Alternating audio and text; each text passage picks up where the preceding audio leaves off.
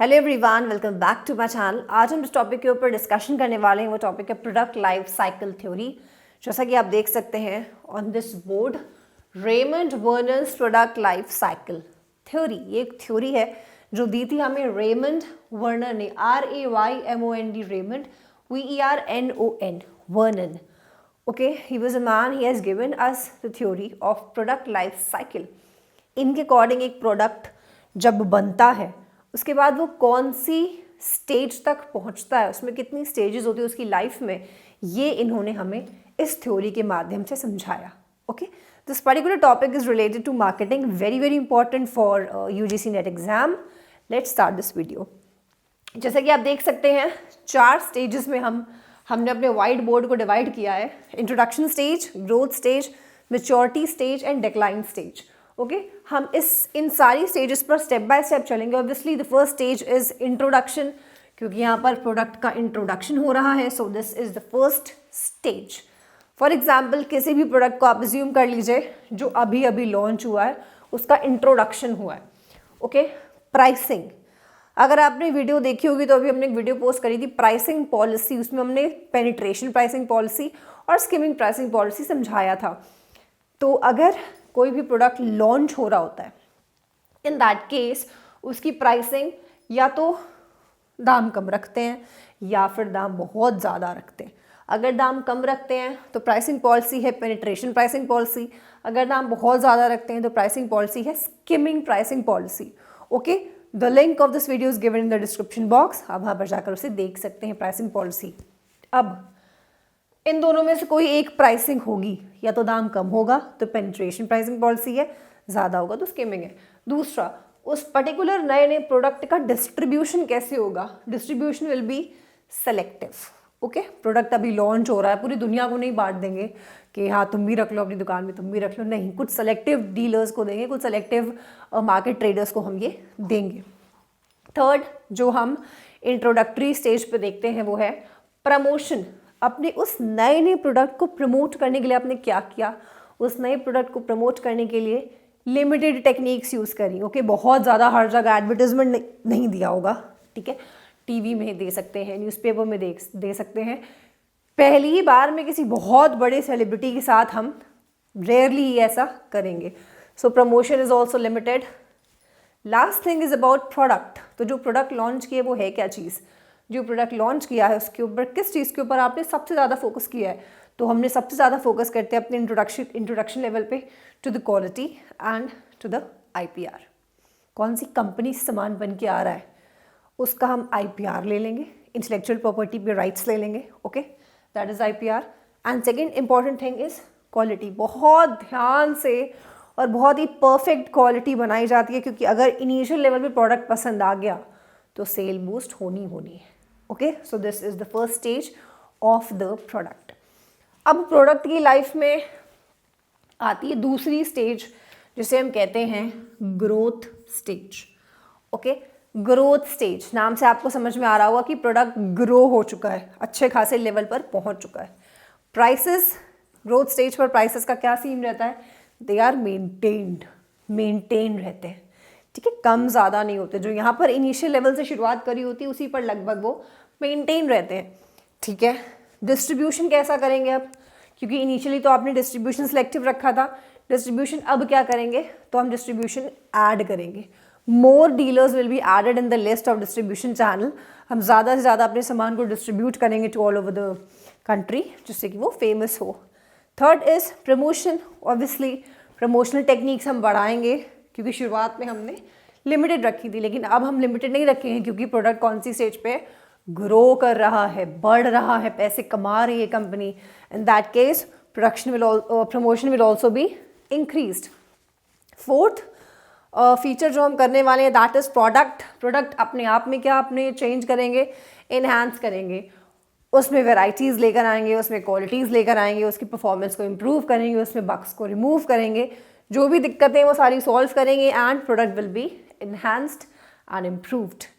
Third, अब product बहुत ही बढ़िया हो गया था, अब हमेशा तो आपका प्रोडक्ट चल नहीं सकता, तीसरी स्टेज आती है, that third stage is maturity.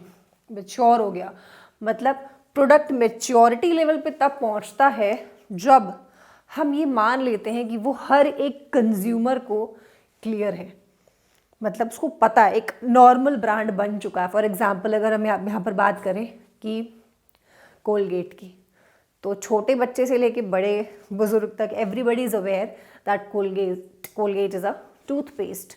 तो हम मेच्योरिटी लेवल पर पहुँच गए। यहाँ पर मेच्योरिटी लेवल पे पहुँचने के बाद जब कोई प्रोडक्ट मेच्योर होता है तो होता क्या है, पहली चीज़ sale diminishes, very very important, आपको याद रखना है सेल हमेशा कम।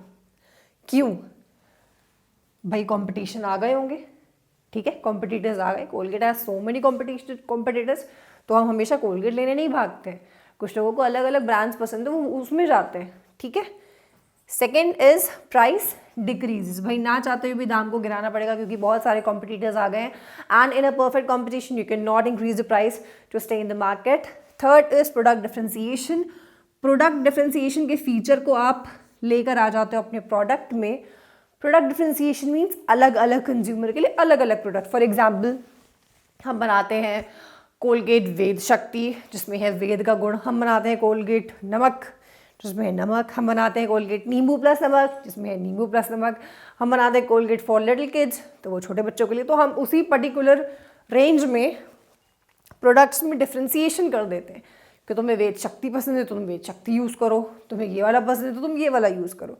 तो हम वेराइटीज़ को ऐड कर दें जिससे कुछ ना कुछ करते हमारी सेल जो डिमिनिश हो रही है वो धीरे धीरे क्या हो, बढ़ जाए।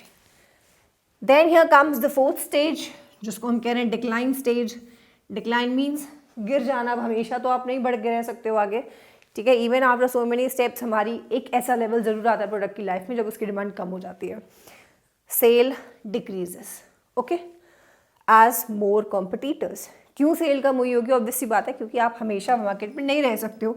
एक बहुत ही तगड़ी चीज़ है आपको मार्केट में आपको जिसका सामना करना है वो है कॉम्पिटिटर। तो कॉम्पिटिटर आ गए इसलिए अब ज़्यादातर आप मार्केट में टिक नहीं पाओगे। प्राइस कम या फिर ज़्यादा, दाम कम भी रख सकते हो, ठीक है, कॉम्पिटिटर्स हैं, आप ज़्यादा नहीं बढ़ा सकते, आप दाम बढ़ा भी सकते हो। कभी आपने कोई प्रीमियम कोई प्रोडक्ट निकाला कि दिस इज़ कोलगेट एकदम नए तरह का, तो उसके दाम आप बढ़ा सकते हो, कोई प्रॉब्लम नहीं है। तो prices can be increase also and they can be decrease also. Next feature is distribution. Distribution chain आप बढ़ाएंगे, ज़रूर बढ़ाएंगे क्योंकि आप चाहेंगे कि हमारा सामान और मार्केट्स को कवर करे। Last is promotion focus on quality. Again quality पर फोकस, जो हमने इंट्रोडक्शन स्टेज पे क्वालिटी एंड IPR में फोकस किया था, अगेन लास्ट स्टेज पे हम फिर से क्वालिटी पर आ जाते हैं कि भाई क्वालिटी बढ़िया होगी तो प्रोडक्ट बिकेगा, अदरवाइज प्रोडक्ट नहीं बिकने वाला। Okay, so every product passes to these 4 stages. First is introduction stage, उसके बारे में आपने पढ़ लिया। Second is growth stage, perfect stage. सबसे बेस्ट स्टेज किसको मानेंगे जिसमें आपकी सेल बढ़ी है, वो है ग्रोथ स्टेज। मेच्योरिटी स्टेज जिसमें दाम आपको कम करना पड़ता है, ये बात आपको याद रखनी है। एंड लास्ट इज डिक्लाइन, गिर गया, ठीक। अब इसी लाइफ साइकिल को हम एक ग्राफ के थ्रू समझते हैं। आई थिंक आपको ये दिख रहा होगा, okay. So on x axis we are measuring time, ठीक है, टाइम मेजर कर रहे हैं। On y axis we are measuring sale, ठीक, y पे सेल एंड x पे टाइम, ठीक। अब ये ग्रो किया, ठीक, ये इंट्रो लेवल है, ये इंट्रोडक्शन स्टेज है जब हमने प्रोडक्ट को लॉन्च किया, ओके। इसके बाद आप देखिए ये लगातार ऊपर जा रहा है ग्राफ, तो ये लगातार ऊपर जा रहा है, तो यहाँ से लेके यहाँ तक ये कौन सी स्टेज हो गई, ये हो गई ग्रोथ स्टेज, ओके। अब ये अपने पीक पे पहुँच गया है, इस पर्टिकुलर पॉइंट पे अपने पीक पे पहुँचा है, ठीक है। जब पीक पे पहुँच गया मतलब मैच्योर हो गया, okay. So this particular stage is stage of maturity.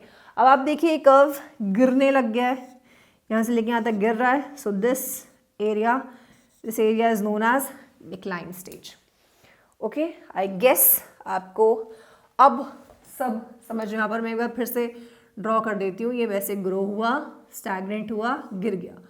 सो जब ग्रो हो रहा था, इंट्रोडक्शन ऐसे ऐसे एंड ऐसे, तो ये वाला एरिया इंट्रोडक्शन का, ये वाला एरिया ग्रोथ का, ये वाला मेच्योरिटी का, एंड ये वाला एरिया डिक्लाइन का. This is time on O X and on O Y this is sale. I think आपको यहाँ से शायद क्लियरली दिख रहा होगा.